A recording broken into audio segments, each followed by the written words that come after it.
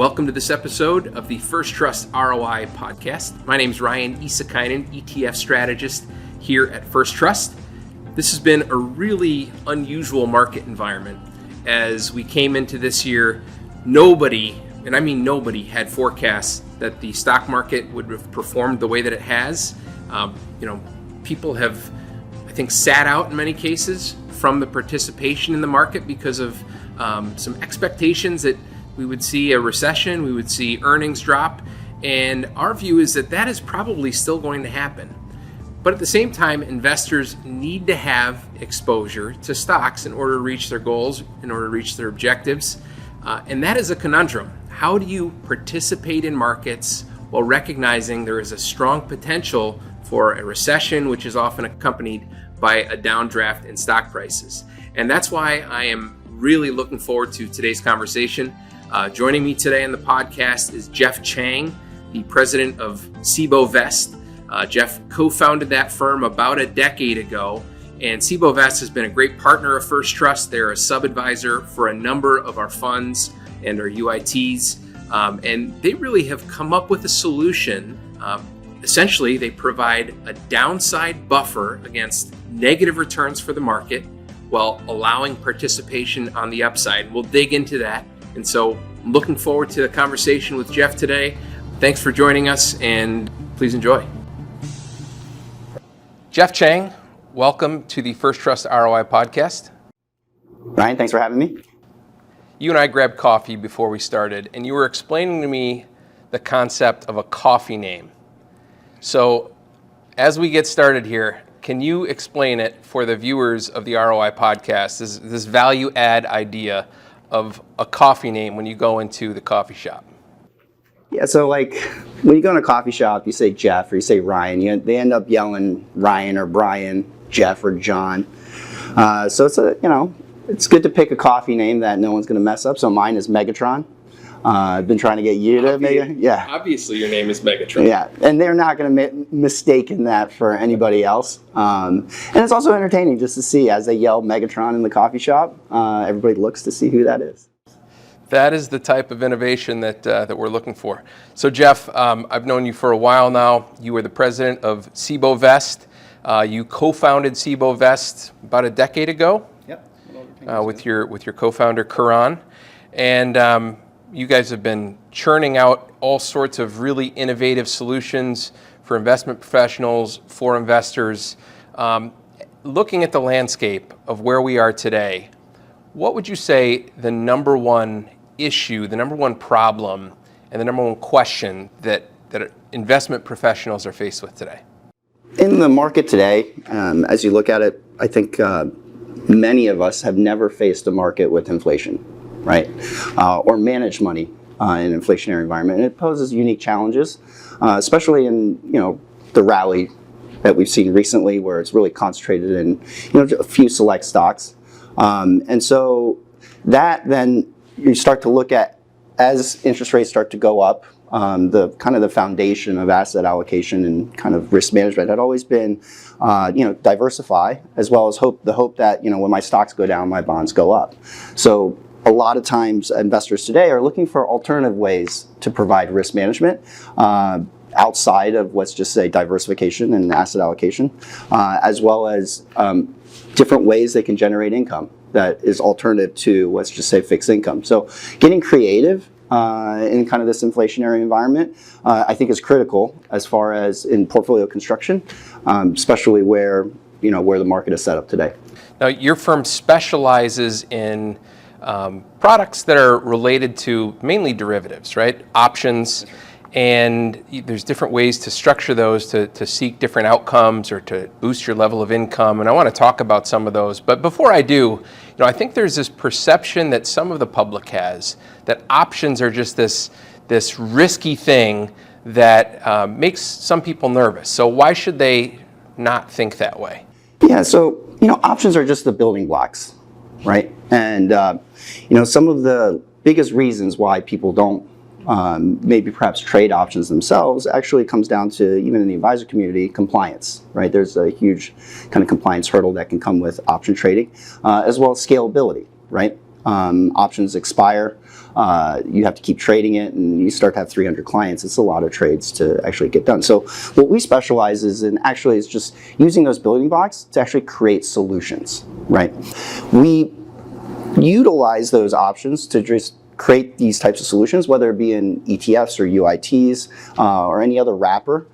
So that way we're not selling the ingredients, we're actually creating the entire cake. Let's jump into some of these solutions, and I think one of the it's been really amazing to see some of the growth that buffered products in particular have had. Especially, the timing has been pretty outstanding, pretty remarkable. Right before COVID hit, and the world shut down and risk markets sold off, First Trust launched our first series of buffered ETFs that were sub-advised by CBOE Vest.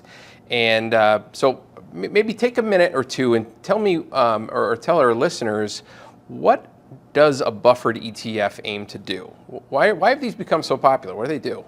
The buffer strategies have been around for over 30 years. Some people have seen them in structured notes, annuities, or just trading the options themselves, creating a hedge. In this case would be, let's say, like a put spread collar. So the strategy itself has not been new. What the introduction of having it in different wrappers now, UITs, ETFs as well, allow you to access that type of strategy in, like I said, perhaps a more liquid form. And so, for instance, a buffer ETF or the buffer strategy itself gives you downside protection, let's say the first 10% for 1 year. So if S&P is down 10, you would be down 0 before fees and expenses. But then you get upside participation up to a cap. But the great thing about a put option on S&P, it's very similar to, the negative correlation is perfect in the sense that for every dollar past its strike price, that put option would be paying you, guaranteed by the clearing of the exchange. What gives you the upside participation?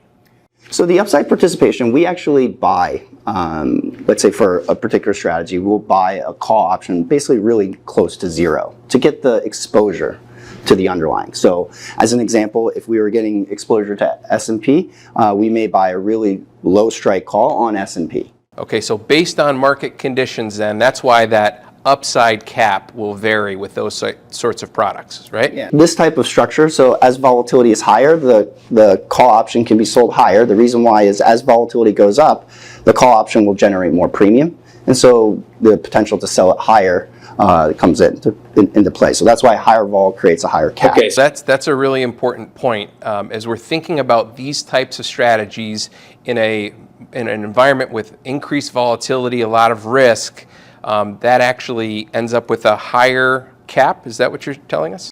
That's right. So as and if we're talking about a 1-year strategy, as the 1-year volatility goes up, that call premium will generate higher, and so thereby the cap would be higher. Now, what also creates call premiums higher is also interest rates. So if the 1-year interest rate were to go up, that call premium is also going to increase. That also raises the strike price and cap to the structure. In a UIT structure, in First Trust, we have various types of structure that we work with CBOE Vest as the sub-advisor for managing these products. But in the UIT structure, there's a beginning, there's a maturity, and the terms are set at the beginning, and it's based on the contractual value of those options. In the ETF, that's not the case. So how does the ETF then work? You've reached the end of your 1-year period from the time it started. What happens next? If it's a 1-year option, and let's say it's expiring on the 3rd Friday inside an ETF, those options will expire, and then we'll buy a new set of options on that same day. Now, the investor holds the ETF. They don't, while they'll see the NAV movement to the terms, so given that, if you have a 10% buffer or upside cap, let's say you've hit your cap and it's 15, you should get that 15% if you look from NAV from the beginning of the 3rd Friday 1 year ago to the 3rd Friday of at expiration. That NAV to NAV would basically reflect the terms of the buffer ETF. Now, the investor, just like an ETF rebalance, doesn't notice anything. The ETF continues to run, and this has many benefits. First off, it solves for the scalability. The investor actually doesn't have to trade the new options, right? So if you have 200 clients, 300 clients, the buffer ETF is automatically rolling for you. The second component is the potential for tax efficiency, right? As long as the ETF doesn't make a distribution, then those gains can roll. Whereas if they were holding the actual options in their, let's say, brokerage account every time that option expires, and if they were in a gain, obviously, Uncle Sam's going to take his pound of flesh out of that trade. But by combining ETF technology with option technology, there's the potential for tax efficiency. And the First Trust CBOE Vest buffer ETFs are the only lineup of equity buffer ETFs that have never distributed a capital gain yet. So we've been talking mainly about someone, if they say purchase on the rebalance date, they know what their outcome is likely to be based on the value of those options. What if they buy it 5 days later? How can they understand what the terms are at a different point in time than the rebalance date or the day that the initial terms are set? What's great about options is at expiration, it's a math problem, right? Wherever S&P is going to end, if it's above its cap, below its cap, or in the buffer or below the buffer, it's a mathematical calculation that the options will calculate what they will pay. Now, when the investor gets in, they're going to pay a particular price for that option. And if you calculate, okay, I paid a specific price for these options today, then it's a math problem. Hey, let's say a little less than 1 year from now, what is that going to actually? What are these options actually going to pay? Now, what's critical here is that at First Trust we have great tools on the website that you can actually see. Let's say for a particular strategy, if I were to get it in let's say 5 days after the roll, and I pay this price. And then on the third Friday, let's say in let's say a little less than a year, I can actually see, hey, if S&P is up 10, down 10, up 20%, or down 20%, what is that strategy going to actually pay you? So that is updated throughout the day on the First Trust website. So that's something important. And something else you just said is another point that I was wanted to highlight, and that is the fact that because the value of the ETF derives from the value of those underlying options, you know what it's worth throughout the trading day. And so these trade like any other ETFs, correct? That's right. So you get intraday ability to actually see how the options actually are trading. Secondly, the tool themselves is actually intraday. You can also see, I think there's like a 15-minute delay. So even throughout the day, you can see, hey, if I were to enter into this strategy, what that potentially would give you. And because this isn't a note that's issued by a bank, you're actually not faced with that additional uncompensated credit risk, correct? That's correct. So each of these strategies hold exchange-traded options. And the counterparty to those exchange-traded options is the clearing of the exchange, which is OCC. So every exchange-traded options faces the option clearing corp, which is the clearing of the option exchange. So hopefully that demystifies the product. I know we delved into the weeds a little bit, but I think that's really important for this type of investment product because it is a little bit more complicated until you kind of break it down, and then it's much clearer. But this has been far and away one of the fastest areas of growth in the ETF industry. As you talk to investment professionals and their, some of their clients, what's the typical use case? I think you mentioned it at the outset. How are people using these in an investor's portfolio? Like I mentioned earlier about diversifying your risk management and introducing hedging, it kind of reduces that reliance on kind of a stable negative correlation between stocks and bonds. So that's one use case is where if you look at, like as an example, if you look at a 10% buffer on S&P, it has a very similar standard deviation to, let's say, a 60-40 portfolio, if you look at it over the long term. So if I were to introduce that, let's say, into a 60-40 portfolio, let's say if I take $10 out, right, 6 from equity, 4 from fixed income, and I put it in a 10% buffer strategy, the volatility could be very similar. But what we've done is change the risk management from just asset allocation and introduce hedging, which kind of reduces, like I said, that reliance on the negative correlation between stocks and bonds. So essentially what you're doing is diversifying the way that you're managing risk. Is that right? That's right. And the second component is also where investors want to reduce their risk. They want to reduce their beta. Maybe they're looking at, hey, this rally is only in a couple of stocks. They're not sure whether they had missed the boat. This is a really unusual market environment where we seem to be at the edge of a recession. First Trust Economics has been calling for a recession sometime later this year, early next year possibly. That's usually accompanied by a drop in earnings. Earnings multiples can drop, but at the same time, stocks keep pushing higher. And I think a lot of investors want to have exposure to markets, but they want some level of protection on the downside. And this is the sort of environment where these really thrive. Yeah, that's right. And it also, because of that kind of setup, you sometimes also get clients that want to go to cash. Right? And that can be extremely, if you look over the long term, you don't know. So this allows them to feel a little bit more comfortable anywhere. If they are super conservative, we have strategies with, let's say, 30% buffer. It allows them to get off the sidelines, still participate.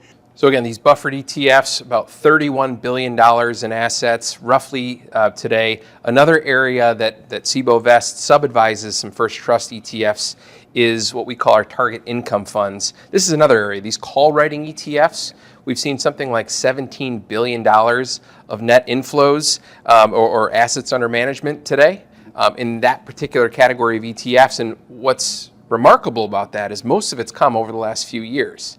So, what's different about those target income products? They're also using options, but how do they work? So we've seen, like you said, a huge growth in kind of cover call writing strategies and funds. I think largely driven by, volatility is higher. Like I said, that generates call premiums more. Also, interest rates have gone up. That also makes the strategy more attractive. So some of the things that most asset classes dislike, cover call strategies actually tend to benefit. Now, our target income strategy actually works backwards. So what makes that unique is in most cases, clients, they have potential cash flow needs. And that cash flow doesn't vary in the sense that, like if I were to sell a call, when vol is high, I may generate more income. When vol is low, I generate less income. But they want that stable level of cash flow. So target income really addresses that because we start with a level of income and then we write calls to meet that target. So that's what really makes target income more unique than what you see out there in the marketplace today where the income level can vary, right? And so as an example, if I were to target 8% over S&P div yield, so if S&P is yielding, let's say 1%, I add 8 to that, let's say my target is 9. I'm just going to write just enough cover calls to get to that 9% yield. Now, in cover call writing, I think there are, three things that people should be very much aware of. The first one is the biggest driver of return in cover call funds is actually stock selection. So whenever you look at a cover call strategy, that's the first aspect that should be evaluated. Is the underlying stocks quality? Are they going to perform over the long term? There's a lot of different covered call ETFs out there. So just like you're evaluating other equity ETFs, that's step one. Kind of looking at, what do they actually invest in? Okay, what's next? So the second is that there are certain pitfalls in cover call writing. We noticed that one of the biggest pitfalls in cover call writing is covering the entire portfolio. The reason why, and that is really the Achilles heel, is because when the market comes down and comes back up, you're completely covered if you cover the entire portfolio. So we saw this in 2009. So after the 2008 crisis, market came down. There's there's a lot of closed-end funds that had cover call strategies, and they got capped out. So when the 2009 recovery occurred, they massively underperformed the market. We saw that again in March of 2020 during COVID. Strategies that cover the entire portfolio underperformed significantly the market because, as we know, come April, May, the market really kind of rallied back, but they weren't participating in that upside. So that's why the second thing is, if you're looking at a cover call strategy and covering the entire portfolio, you have to be aware that there's that Achilles heel there. And then the last is that make sure that you have an edge. Markets are efficient. We like to think about, when we write cover calls, that there's something there that is allowing us to capture a little extra. Now, this is where target income comes in. Like I said, we vary the amount of options that we write to generate that income. And instead of capping the entire portfolio, we made, let's say, write at the money calls on, let's say, 20% of the portfolio. So you get 80% of the upside plus that yield. So as an example, if I had a strategy and I covered 20% of the portfolio, if market goes up 10%, then I'm participating on 80% of that upside. So I still, let's say, if it's up 10, I get 8. And then in my target income, let's say I have a 9 yield, then there's a potential for, let's say, like a 17% return. Whereas if I cover the entire portfolio, I would just get that yield. I wouldn't participate in that upside.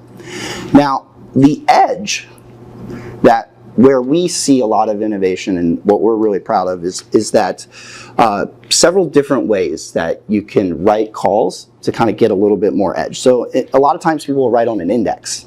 Right? An index is fully diversified, and if it's diversified, it tends to have less volatility.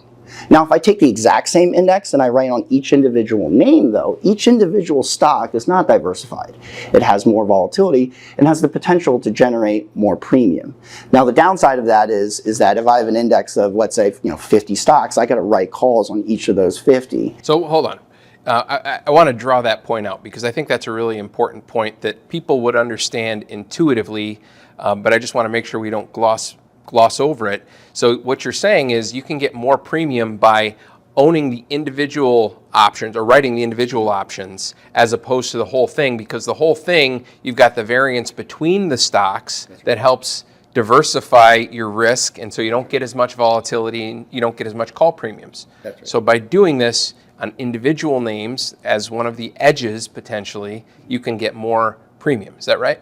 That's right. And so the downside, though, of it's a lot of work. Right. Right? If, like that's I why said, we have you. Yeah. And that's why, like, if you had like 50 stocks and, let's say, 300 clients, you're talking about hundreds of thousands of trades that you'd have to make a year. But now we are able to provide that in an ETF and or an ETF or any other wrapper.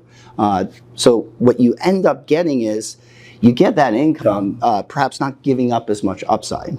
Now, the other edge that we've seen that is out there that we've seen in the institutional space is writing weeklies. So writing weekly calls instead of writing monthly calls. That's right. That's right. And what's the advantage of that? If you look at a monthly call option, so when you sell a call option, you want the premium to go to zero, right? Because you sold it. You want it to expire. Exactly. Right. And if you notice that decay, the drop in premium is the most in the last 7 days, right? In fact, it starts to accelerate. And so why is that? It's the idea that, like, as it approaches expiration, because the option will be worthless after expiration, so that acceleration always occurs. It's similar to like football tickets, right? Game time's at 1 o'clock, right? If you notice, if you look on StubHub at 12 o'clock, tickets starts to drop. That's the best time to be looking for your StubHub tickets. Exactly, because you see that same impact of the drop in price. The only thing that doesn't do that is Taylor Swift tickets, but options and regular tickets are typically have that accelerated decay. And if you write options 4 times a month, there is a potential ability to actually generate more premium than you would have in a monthly option. So how does that compare if you were to look at over the course of a month, you write 4 successive weekly calls as opposed to a month? Can you compare the two? Is quantitatively, like, what would you expect? There's a lot of variables to it, right? Between monthlies and weeklies, if you compare them. But if you do it 4 times a month, there is the potential. So it's a significant amount. It's a significant amount. Yeah, that's right. That's right. As an individual trying to access that sort of strategy, the problem is they have to write all those calls. That's right. It's a lot of work. Yeah, because there's 52 weeks out of the year, you got to trade those, and if you start to have 100 clients, 200 clients, you have to write an option every week.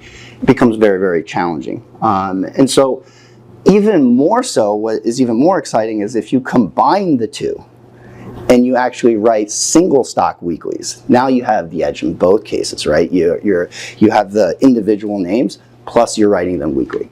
And so, different types of ETFs, you can execute different types of strategies, and what you're saying is you're looking for specific to that specific basket of stocks that's in an ETF. You're looking for the most edge that you can access. Is that right? That's right. So just accessing those benefits, so that way you can retain the upside. Because The other component of let's say, the target income strategy is, as you notice, as volatility goes up, it generates more call premium. Well, in a target income strategy, it doesn't mean that you're going to get more yield. It actually means that you're writing less calls, so you're getting more upside participation. But what's interesting about that, though, if you look historically, that when volatility goes up, that means the stock market is going down, right? And that means that when vol goes up, we write less calls. And when the market snaps back, you're actually in a position where vol is elevated to participate more because you sold less calls. But when the market snaps back, there's almost an according effect to target income where you sell less calls when the market actually goes down. So that way, when it comes back, you get more, that potential for more upside participation than a normal, let's say, just like covering the entire portfolio type strategy. So what you're saying is there's a variable amount of participation, and that changes based on volatility because that accounts for the call premiums that you're receiving, and you have to write less calls in a more volatile environment. So in the instance you're talking about, like we saw in the big swoon during COVID, where things really sold off, you wanted to have the ability to participate on the way back. That's right. So what's the use case? As people are thinking about, how do I put something like this into a portfolio? Where does it fit? Does this, this sort of product replace a part of their fixed income, part of their equities, part of their alternatives? Where do you see it most often? The great thing is, like I said, when the first thing about looking at a cover call strategy is picking good stocks, right? So this really can sit inside an equity core as a way to generate income off the equity portion of the portfolio. Because in most cases, fixed income serves two purposes, right? A ballast and a source of income.